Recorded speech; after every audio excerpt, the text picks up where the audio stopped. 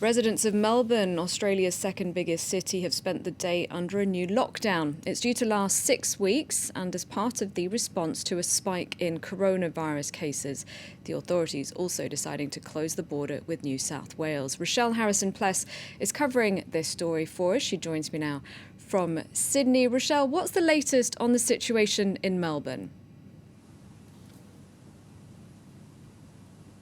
Well, Greater Melbourne is back in lockdown for 6 weeks, but today State Premier Daniel Andrews warned that it could last longer than that.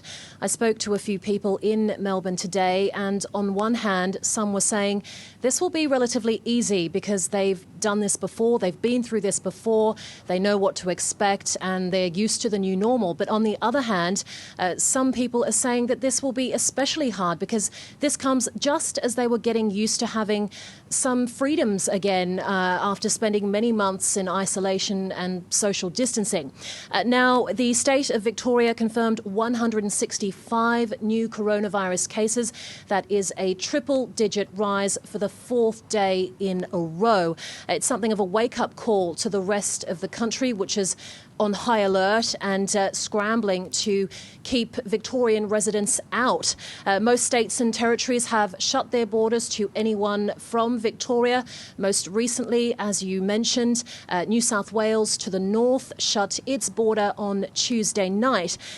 Now, authorities here in New South Wales have warned that the state could also go back into lockdown if the outbreak in Victoria isn't contained. So really, all eyes are on Victoria to see how the situation pans out there. Richelle, since the pandemic started, many Australians, tens of thousands, have returned from abroad, but the Prime Minister has said that Australia may place limits on the return of nationals from overseas. Tell us more. Yes, that's right. Australia is looking at capping international arrivals in a bid to reduce coronavirus being brought into the country by returned travellers. We don't actually know too many details yet, as it's something that will be discussed at the National Cabinet meeting on Friday.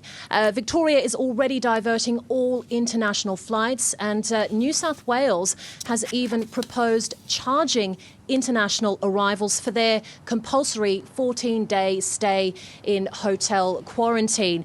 Before this new Victoria outbreak, most coronavirus cases were actually linked to those returned travellers. Around 70,000 Australian nationals and permanent residents have gone through the process, the 2-week hotel quarantine stay, since the measure was introduced at the end of March. So for those Australians still abroad and now wanting to come home, it's going to get that much harder, and most likely they'll have to foot the bill. All right, thank you very much indeed for that update from Sydney. Richelle Harrison Plesse reporting that. Now in Serbia, the Prime